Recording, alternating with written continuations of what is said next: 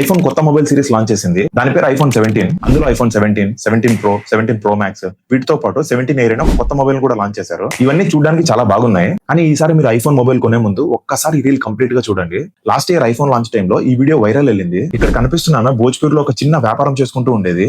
వాళ్ళ అబ్బాయి 3 రోజుల నుండి ఏమీ తినకుండా ఐఫోన్ కావాలని ఏడుస్తుంటే ఆమె ఎంతో కాలంగా కష్టపడి దాచుకున్న సేవింగ్స్ అమౌంట్ ని అలా డబ్బులు కట్టలు తీసుకొచ్చి ఐఫోన్ కొన్నారు. ఆ టైంలో ఈ వీడియో చాలా వైరల్ వెళ్ళింది. జనాలు ఆమె కళ్ళలో అమాయకత్వాన్ని చూశారు. మన ఇండియాలో 20,000 నుండి 25,000 లోపు సంపాదించే వాళ్ళే చాలా మంది ఉన్నారు. అలాంటిది 70,000-80,000 పైగా ఉన్న ఐఫోన్ కి ఎందుకు అంత డిమాండ్ ఉంది? ఎందుకంటే వాళ్ళు జస్ట్ మొబైల్ నమ్మట్లేదు, దాంతో పాటు ఒక స్టేటస్ సింబల్ నమ్ముతున్నారు.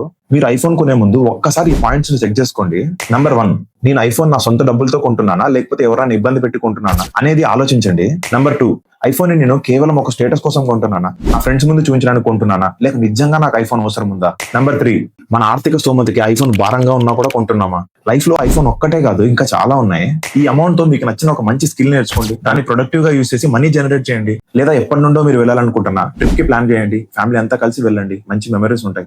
ఐఫోన్ అనేది ఒక చాలా మంచి ఫోన్, కానీ అది మనకు భారం కాకూడదు, ఎప్పుడు మనకు ఒక స్టేటస్ సింబల్ లా అవ్వకూడదు. ఐఫోన్ కొనాలనుకుంటున్న మీ ఫ్రెండ్స్ కి రీల్ షేర్ చేయండి. ఇప్పుడే ఈ రీల్ ని సేవ్ చేసుకుని ఇలాంటి మరిన్ని ఇన్ఫర్మేటివ్ వీడియోస్ కోసం మన అకౌంట్ ని ఫాలో అవ్వండి.